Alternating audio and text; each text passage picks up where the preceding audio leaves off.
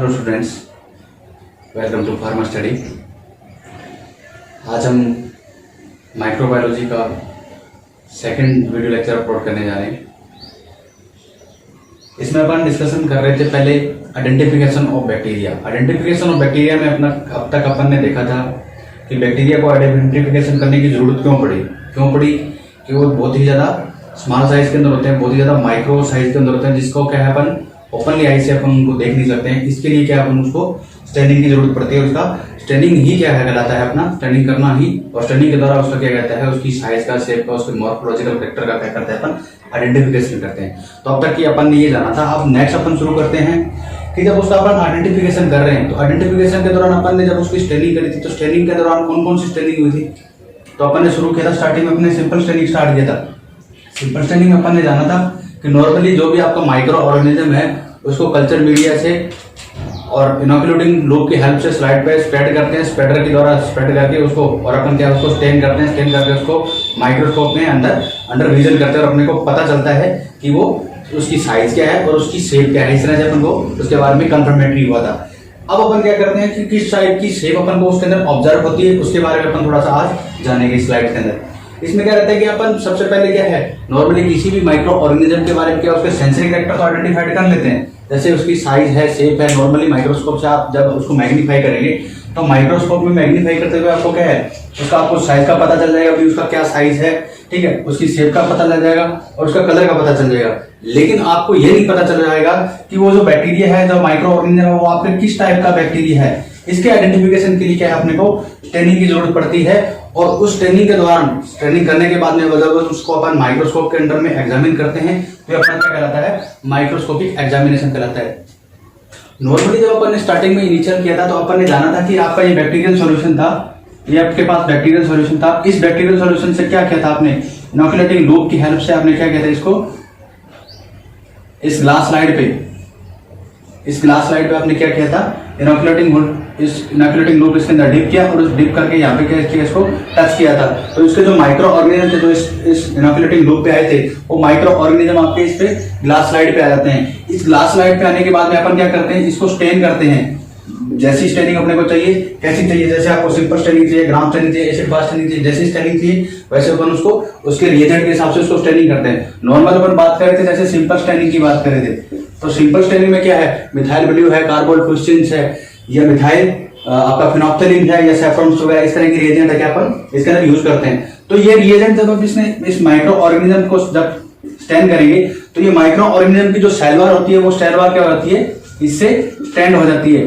क्योंकि जो इसकी माइक्रो ऑर्गेनिज्म के बारे में आपने देखा था कि उसकी माइक्रो ऑर्गेनिज्म की जो सेल होती है उस पर क्या होता है, पॉजिटिव चार्ज होता है, और जो आपका डाई होती है, जो स्टेनिंग एजेंट होता है, उस स्टेनिंग एजेंट पे क्या होता है, नेगेटिव चार्ज होता है। तो ये नेगेटिव और पॉजिटिव चार्ज दोनों आपस में कॉम्प्लेक्स होकर के एक फॉर्मेशन करते हैं, जिसकी वजह से क्या है, इसकी सरफेस पे, बैक्टीरिया की सरफेस पे क्या है, माइक्रो ऑर्गेनिज्म की सरफेस पे है, अपना स्टेनिंग एजेंट है वो रिटेन कर जाता है, यहाँ पे स्टैंड हो जाता है, फिक्स हो जाता है, ठीक है। उसके बाद में अपन क्या करते हैं कि स्टेनिंग करने के बाद में क्या करते हैं, उसको एक्स्ट्रा स्टेनिंग को टैप वाटर से वॉश कर लेते हैं। वॉश करने के बाद में क्या अपन उसको कवर स्लिप से इसको स्लाइड को क्या है, कवर स्लिप लगा देते हैं ग्लास स्लाइड पे, और कवर स्लिप लगाने के बाद में क्या अपन इसको माइक्रोस्कोप के अंदर में क्या है, इसको एग्जामिन कर लेते हैं और अपने को पता चल जाता है, ये पता चलता है कि वो बैक्टीरिया है, उसकी साइज क्या है, शेप क्या है और किस टाइप का बैक्टीरिया है। तो ये सिंपल स्टेनिंग में नॉर्मली रहता है।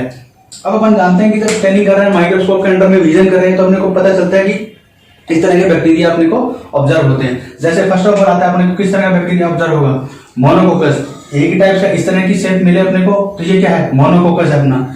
इसी तरह यही मोनोकोकस दो स्ट्रक्चर आपस में कॉम्बिनेशन होकर, दो माइक्रो ऑर्गेनिज्म कॉम्बिनेशन होकर, दो बैक्टीरिया कॉम्बिनेशन होकर के जब फॉर्मेशन करे तो वो क्या है आपका डिप्लोकोकस। जैसे डिप्लोकोकस का अपन एग्जांपल देखें तो क्या है, न्यूमोनिया, जब डिप्लोकोकस न्यूमोनिया ही है, जो माइक्रो ऑर्गेनिज्म है वो किसके लिए रिस्पॉन्सिबल है, आपके इसके न्यूमोनिया के लिए रिस्पॉन्सिबल है, जो डिप्लोकोकस टाइप का माइक्रो ऑर्गेनिज्म या बैक्टीरिया होता है। उसके बाद में आता है अपना स्ट्रेप्टोकोकस। स्ट्रेप्टोकोकस के अंदर क्या है, इस तरह की पेयर लाइक स्ट्रक्चर बनती है स्ट्रेप्टोकोकस में, और इसका एग्जांपल अपना स्ट्रेप्टोकोकस लैक्टिक। इस तरह से क्या है इसको, ये अपना इस तरह का स्ट्रेप्टोकोकस टाइप है। उसके बाद में आता है अपना स्टेफाइलोकोकस। स्टेफाइलोकोकस में क्या है, ग्रेप्स लाइक इसका ग्रुप बनता है। देखो ये अंगूर की तरह इसका गुच्छा बन जाता है। इस तरह के जो माइक्रो ऑर्गेनिज्म का गुच्छा है वो अपने क्या कहलाता है, स्टेफाइलोकोकस टाइप का माइक्रो ऑर्गेनिज्म या बैक्टीरिया कहलाता है। इसका एग्जांपल देखें अपने, स्टेफाइलोकोकस आयूरस, जो क्या होता है, फूड पॉइजनिंग होती है आपकी ह्यूमन बीइंग के अंदर। उस फूड पॉइजनिंग के लिए क्या है, ये माइक्रो ऑर्गेनिज्म रिस्पॉन्सिबल होता है, किसके लिए, फूड पॉइजनिंग के लिए। और अपना अगला टाइप आता है टेट्राकोकस। टेट्राकोकस में 4 स्ट्रक्चर होते हैं माइक्रो ऑर्गेनिज्म की, आपस में कॉम्प्लेक्स बनाती है।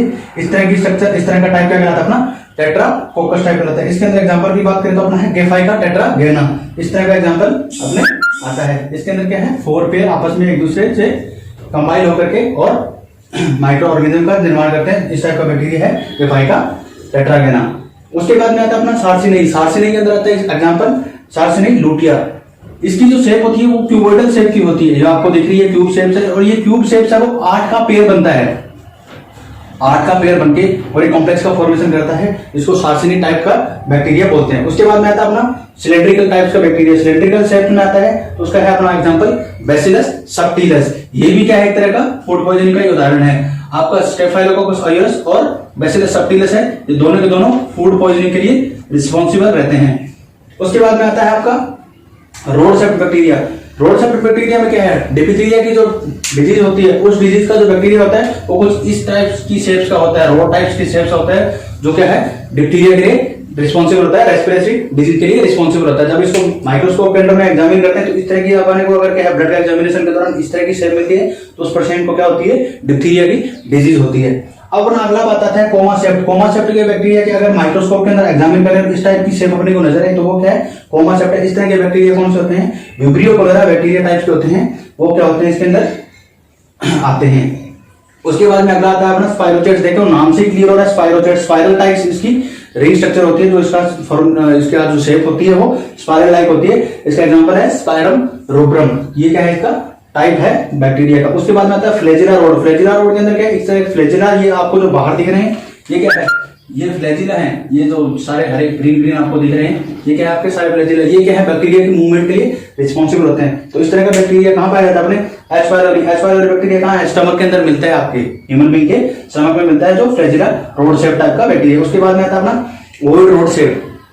ओवॉइड रोड शेप की बात करें तो बॉर्डियोला पर्टुसिस जो डिजीज होती है उसके लिए रिस्पॉन्सिबल एग्जांपल है इसका ओवॉइड रोड शेप का एग्जांपल है ये। और उसके बाद में आता है chain arrange like shape structure. इसमें क्या होता है, इस तरह से अलग अलग चेन के टाइप से इसका एक फॉर्मेशन होता है बैसिलस का, और वो बैसिलस क्या होता है, बैसिलस एंथ्रेक्स का जो एग्जांपल है वो इसका बेस्ट एग्जांपल है। उसके बाद में आता है अपना स्लाइटली कर्व शेप। इस तरह से उल्टा कोमा की शेप में देखें तो ये क्या है, आपका स्लाइटली कर्व शेप है। ये किसके लिए रिस्पॉन्सिबल होता है, माइक्रोबैक्टीरियम ट्यूबरकुलोसिस के लिए। जो टीबी जो डिजीज होती है उसका जो मेन ऑर्गेनिज्म है, जब इसको अपन माइक्रोस्कोप के अंदर में एग्जामिन करते हैं तो इस तरह के अगर अपने को स्ट्रक्चर मिले तो वो क्या है, आपका माइक्रोबैक्टीरियम ट्यूबरकुलोसिस, मतलब टीबी का ही बैक्टीरिया है वो। इस तरह से क्या अपन माइक्रोस्कोप के अंदर मैग्नीफाई करके देखते हैं और उसके टाइप का पता चलता है कि कौन से टाइप का बैक्टीरिया है और उसकी शेप क्या है।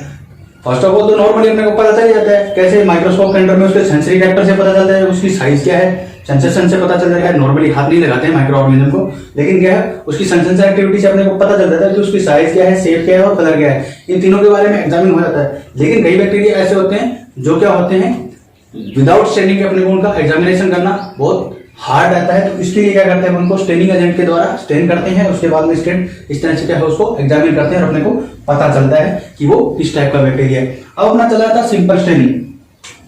सिंपल स्टेनिंग में अपने क्या करते हैं, नॉर्मली जब भी स्टेनिंग शुरू करते हैं, तीनों स्टेनिंग का मैं बार बार बोल रहा हूँ, तीनों स्टेनिंग का प्रोसीजर सेम रहता है। कैसे कि जैसे मैंने बताया, ये आपका बैक्टीरियल सॉल्यूशन है, बैक्टीरियल सॉल्यूशन के बाद ये आपका इनोकुलेटिंग लूप है, ये आपकी ग्लास स्लाइड है। इसके बाद में क्या आप इसको स्टेन करेंगे और स्टेन करने के बाद इसको माइक्रोस्कोप के अंदर में विजन करेंगे। सबसे पहले जब भी अपन स्टेनिंग शुरू करते हैं तो सारे के सारे जितने भी अपन यूटेंसिल्स ले रहे हैं वो सारे यूटेंसिल क्या होने चाहिए, अपने स्टरलाइज होने चाहिए। क्या होने चाहिए, स्टरलाइज, पहली कंडीशन। जब आपके सारे यूटेंसिल्स स्टरलाइज हो गए, उनको स्टरलाइज करेंगे कैसे, पहली टेक्निक होती है अपन क्या करेंगे, उनको फ्लेम से उनको स्टरलाइज कर लेंगे। जैसे आपका ग्लास स्लाइड है, इनोकुलेटिंग लूप है, इस तरह की क्या इनको अपन स्लाइड फ्लेम से कर लेंगे। दूसरी बात, कुछ ऐसे यूटेंसिल्स होते हैं जो अपन क्या फ्लेम से स्टरलाइज नहीं कर सकते हैं, उनको क्या करेंगे अपन इथेनॉल या अल्कोहल से इसको क्या कर लेंगे, इथेनॉल से इनको स्टरलाइज कर लेंगे। आपकी स्टरलाइजेशन प्रोसेस पूरी हुई।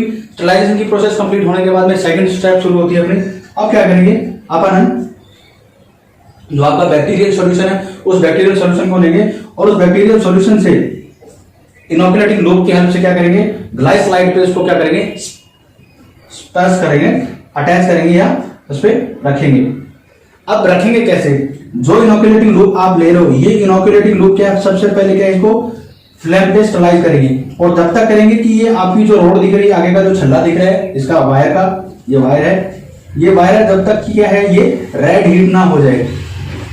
अब ये रेड हीट हो गई, रेड हीट होने के बाद में क्या इसको लगभग 2 से 3 सेकंड तक इसको अपन स्टैंड कर देते हैं। उस 2 से 3 सेकंड के बाद में क्या करेंगे, ये स्टरलाइज क्यों करते हैं, ताकि इसकी सरफेस पे कोई माइक्रो ऑर्गेनिज्म है वो डिस्ट्रॉय हो जाए, वो किल हो जाए। अब ये माइक्रो ऑर्गेनिज्म, अब अपन क्या करेंगे, इस इनोकुलेटिंग लूप को अपन बैक्टीरियल सॉल्यूशन है आपका इसके अंदर डिप करेंगे और डिप करने के बाद में आप जो ग्लास स्लाइड ले रहे हो, ये ग्लास स्लाइड लिया आपने, इस ग्लास स्लाइड पे क्या करेंगे, अपन इसको अटैच कर देंगे। जैसे इसको टच करेंगे, टच करने के बाद इसके जो माइक्रो ऑर्गेनिज्म इस इनोकुलेटिंग लूप की सरफेस पे थे वो सारे के सारे कहां गए, ग्लास स्लाइड पे आ गए। अब क्या करेंगे, एक कोई स्प्रेडर लेंगे और उस स्प्रेडर की हेल्प से क्या करेंगे, इसको पूरे के ऊपर इस पे फैला देंगे, किस पे, ग्लास स्लाइड पे फैला दिया। फैलाने के बाद में क्या करेंगे, अब अपन क्या करेंगे, स्टेनिंग एजेंट लेंगे। इससे पहले इसको भी क्या है, ग्लास स्लाइड को भी फ्लेमिंग एजेंट पे जो भी आपका बर्नर है उस पर इसको स्टरलाइज करेंगे। अब क्या है, ये जब स्टेनिंग हो चुकी है, स्टेनिंग होने के बाद में क्या है, कई बार क्या एक्स्ट्रा स्टेनिंग होगी। अब एक्स्ट्रा स्टेनिंग को क्या करेंगे, अपन किसी भी टैप वाटर से या किसी चीज से इसको रिमूव कर लेंगे, डिस्टिल वाटर से, टैप वाटर से, जो भी आप कोई चीज प्रोसेस है उसमें अपन इसको स्टरलाइज करेंगे। स्टरलाइज करने के बाद वॉश करेंगे, नोट स्टरलाइज, वॉश करेंगे। वॉश करने के बाद जो एक्स्ट्रा स्टेनिंग होगी वो एक्स्ट्रा स्टेनिंग क्या हो जाएगी, रिमूव हो जाएगी। एक्स्ट्रा स्टेनिंग रिमूव होगी। अब एक्स्ट्रा स्टेनिंग रिमूव क्यों हो जाएगी, क्योंकि जो इसकी सैल्वा है, ये सैल्वा क्या करती है, खाली पॉजिटिव आयन है उसको रिटेन करती है, बाकी कहीं इसके है नहीं। तो सैल्वा नेगेटिव है, बाकी क्या है, ये आपके पॉजिटिव आयन। जैसे ही नेगेटिव पॉजिटिव आयन का कॉम्प्लेक्स बनेगा तो सिर्फ खाली इतनी सरफेस ही क्या होगी आपकी स्टैंड होगी, बाकी सरफेस है वो क्लीन हो जाएगी। अब क्या करेंगे, जो आपका टैप वाटर है तो टैप वाटर की वजह से इसको क्या किया, एक्स्ट्रा स्टेनिंग को रिमूव किया, तो ये क्या होगी, वेटेड होगी। अब इस वेटिंग को क्या करेंगे अपन, किसी कॉटन से या किसी अच्छे क्लीन कपड़े से, क्लीन क्लॉथ से क्या करेंगे, इसको क्लीन कर लेंगे। क्लीन करने के बाद में क्या करेंगे, अब इस पे क्या करेंगे अपन, कवर स्लिप लगा देंगे। क्या कर देंगे, कवर स्लिप लगा देंगे। अब कवर स्लिप लगाने के बाद में अब इसको क्या किया जाएगा, 2 या 3 मिनट तक इसको स्टैंड कर देंगे। कवर स्लिप लगाने के बाद में 2-3 मिनट तक स्टैंड करने के बाद अब इसको माइक्रोस्कोप के अंदर में एग्जामिन करेंगे।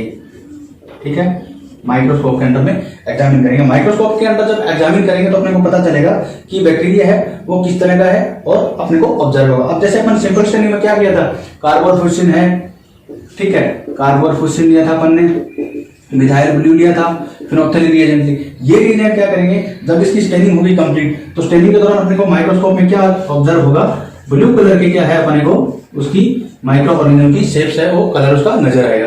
तो इस तरह से अपन को क्या कंफर्म होता है कि जो बैक्टीरिया है वो क्या है, अपने इससे स्टेन हो गया, वो अपना सिंपल टाइप का बैक्टीरिया है। किससे कंफर्म हुआ है, इस ब्लू कलर की वजह से अपने को कंफर्म हुआ है, इससे अपन मैग्नीफाई किया, इसको अपने ऑब्जर्व किया है। तो ये क्या आपका सिंपल स्टेनिंग कंप्लीट हुआ।